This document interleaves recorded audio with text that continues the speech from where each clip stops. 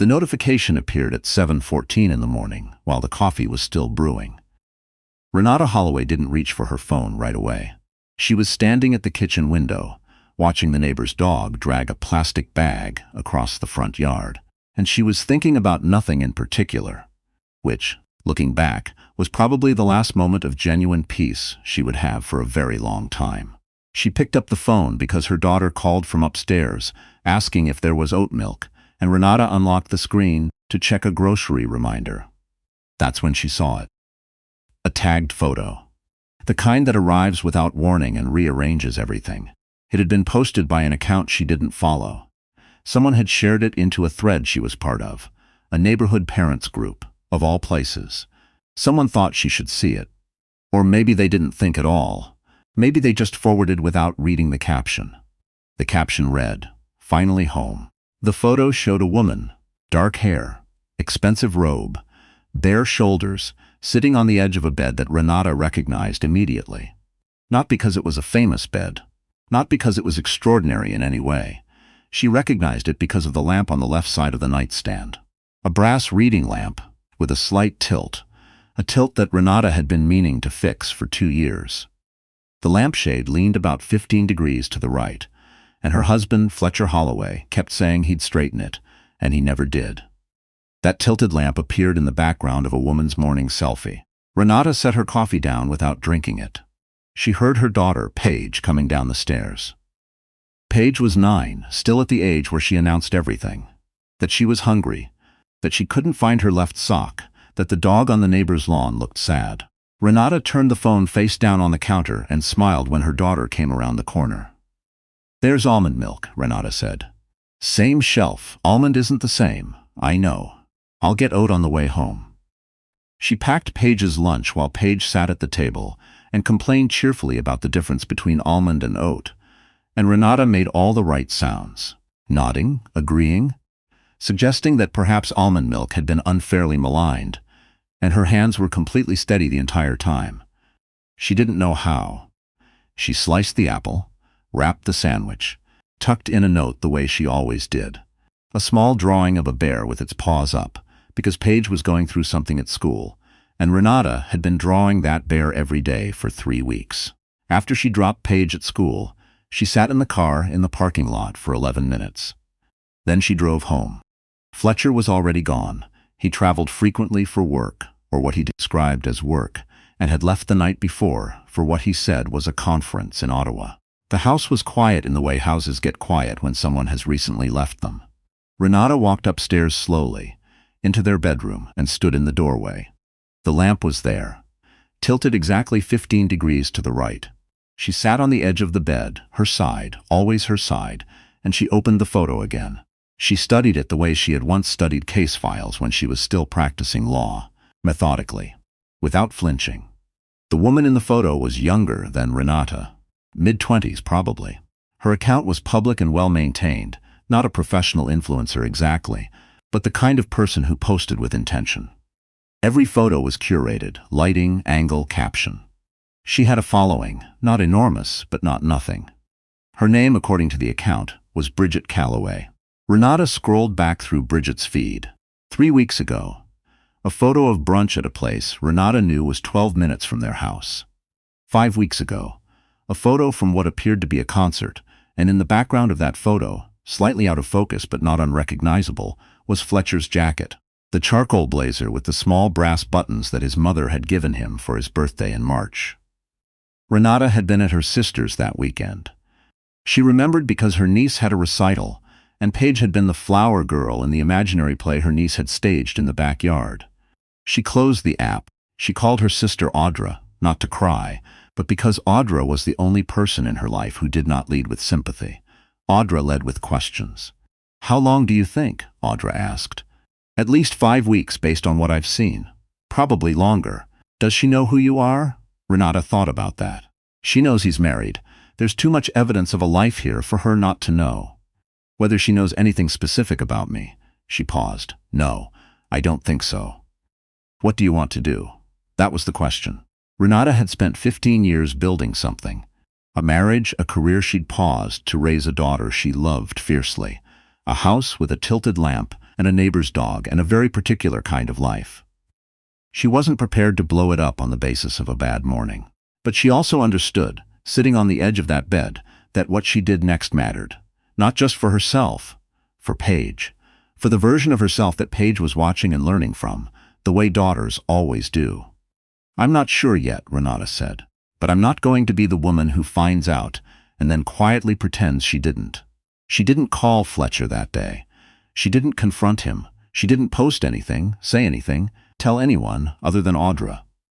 What she did was think. She was very good at thinking.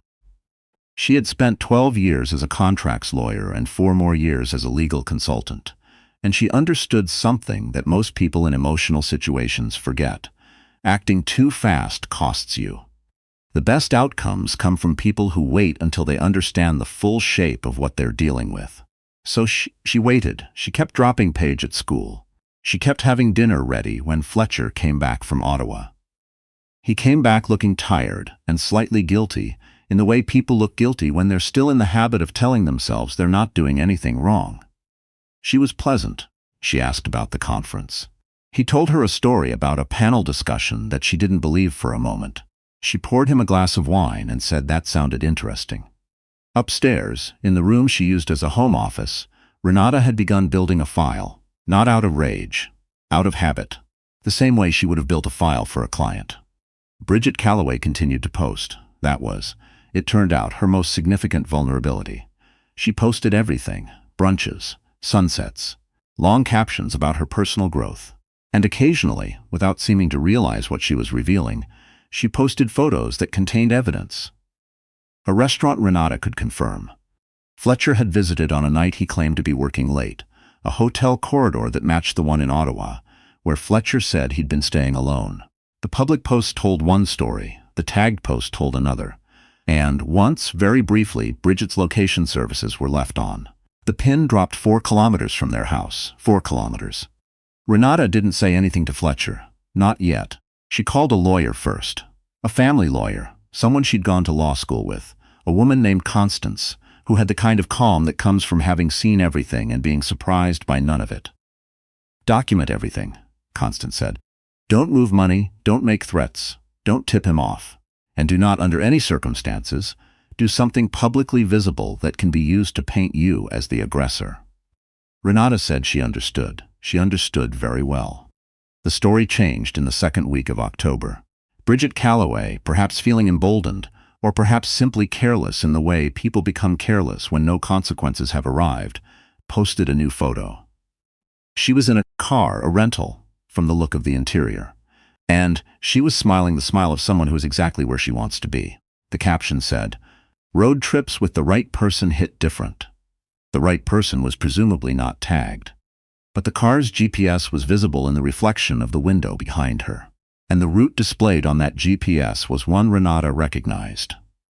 The 400 North, heading toward a cottage region she and Fletcher had been visiting together for 8 years. They had been going to the same rental cottage for 8 years. She had booked it for the Thanksgiving weekend, a trip she'd assumed they would take as a family. Fletcher had canceled 2 weeks earlier, saying work was impossible right now, you understand. And she had told Paige that they'd go in the spring instead. Paige had cried a little, not dramatically. She was 9, and she was learning to absorb disappointment. She had cried quietly in her room, and Renata had sat with her, and they had watched a movie together and eaten too much popcorn, and Renata had held everything she was feeling so far down that it didn't show. She sat with that photo for a long time. Then she made a call to a contact she hadn't used in years, a man named Gerald who worked in outdoor media, specifically in digital advertising.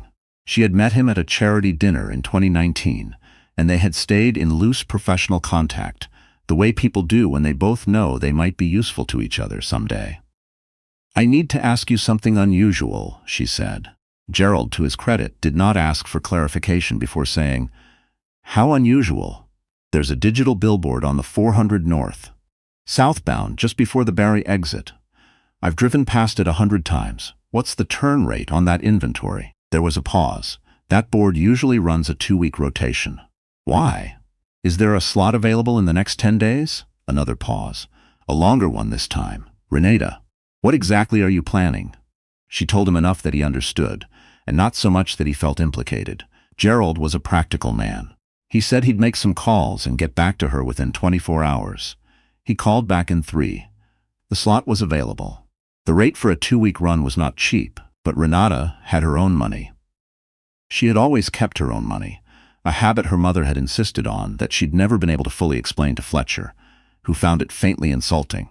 She authorized the booking from her personal account and sent the artwork file that evening. The artwork was simple. She had spent most of an afternoon on it, which was unusual for her. She was not a visual person, not someone who thought in images. But she knew exactly what she wanted.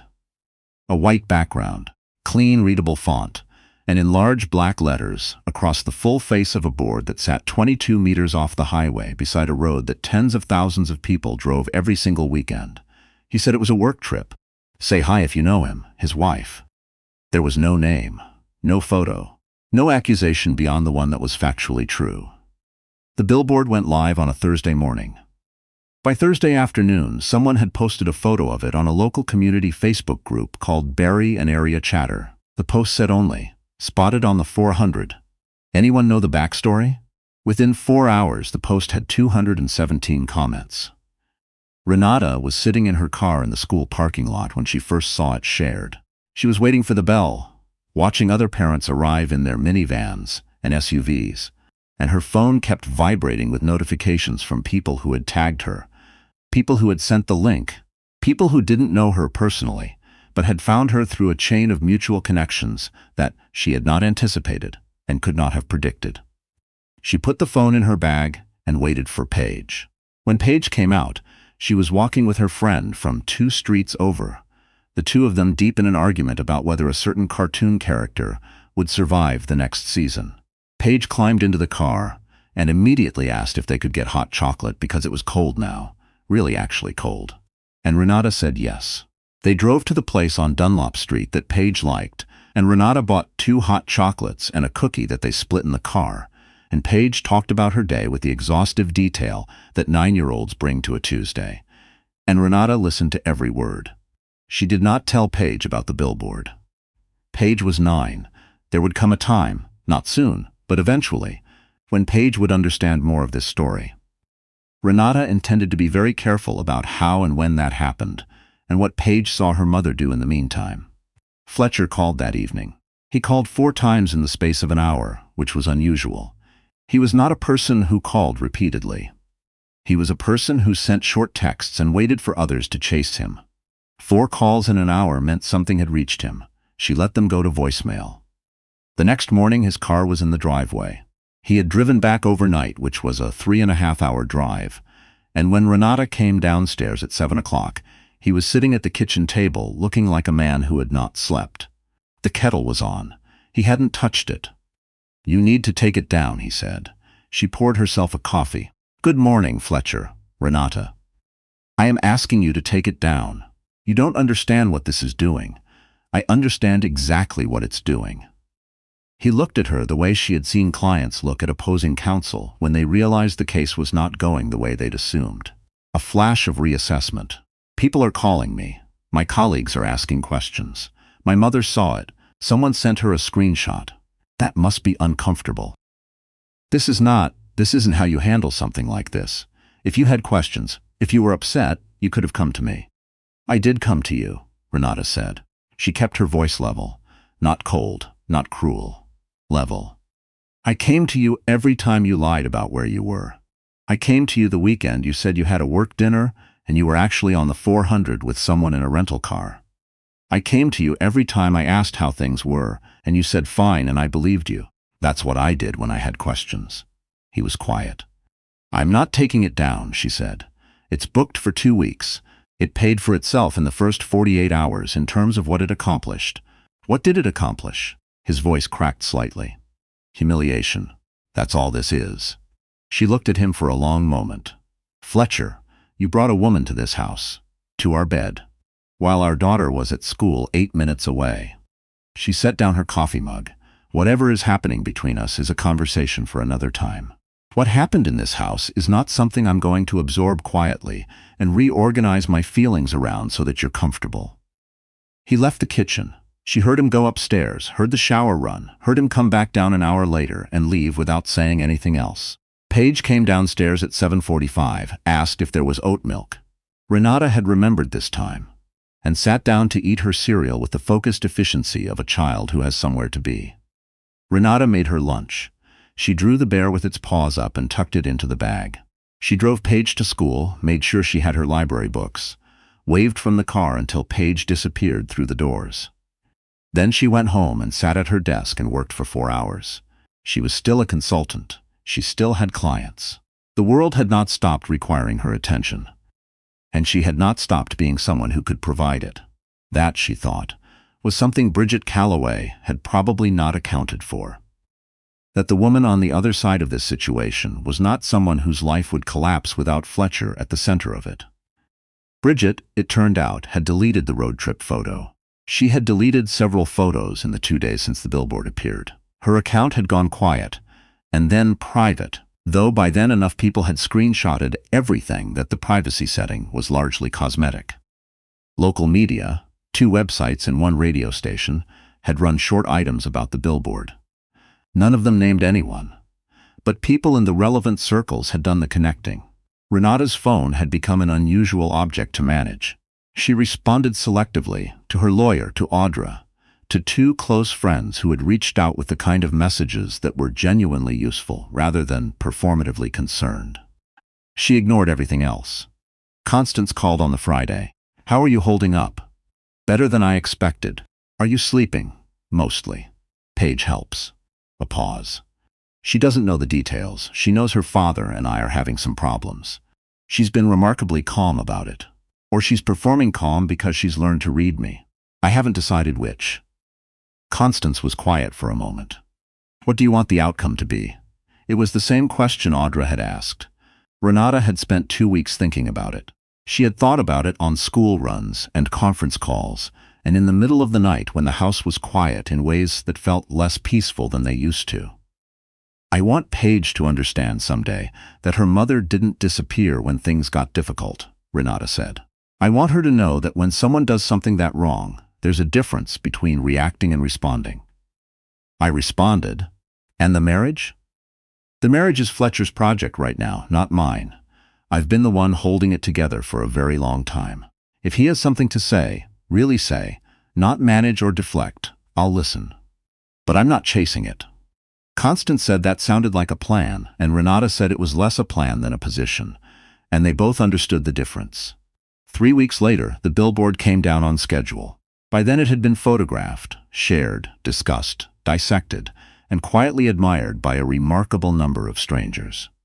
A woman in Sudbury had messaged Renata through a mutual contact to say that she had driven past it twice on purpose. A journalist had reached out to ask if Renata wanted to speak on the record, and Renata had declined, politely, because she had nothing to say to a journalist that she hadn't already said on a highway billboard at 70 kilometers an hour. Fletcher had moved to his brother's place in Oakville.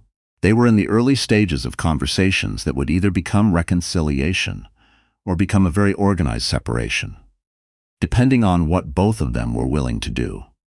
Renata had no attachment to either outcome, which was either a sign of damage or a sign of clarity, and she had decided to assume it was clarity until proven otherwise. Paige had asked, once, where Daddy was staying, and Renata had told her he was at Uncle Darren's, and that they were figuring some things out, and that none of it, absolutely none of it, had anything to do with her. Paige had looked at her mother for a long moment with the particular seriousness of a child who is deciding whether to believe something, and then she had said okay, and asked if they could have pasta for dinner. They had pasta. Renata made the sauce from scratch the way her own mother used to, the long way, with real tomatoes and too much garlic and a wooden spoon that had been in the family since before Renata was born. She and Paige ate at the kitchen table, just the 2 of them. Paige talked about a project she was doing on the Arctic fox, and whether it counted as cute or scary, because its eyes were very intense. Renata said she thought things could be both. Paige said that was a very grown-up answer. Renata laughed, actually laughed, and the sound surprised her a little. The lamp in the bedroom was still tilted. After dinner, while Paige was in the bath, Renata went upstairs and straightened it. It took about 4 seconds. She had no idea why it had taken 2 years.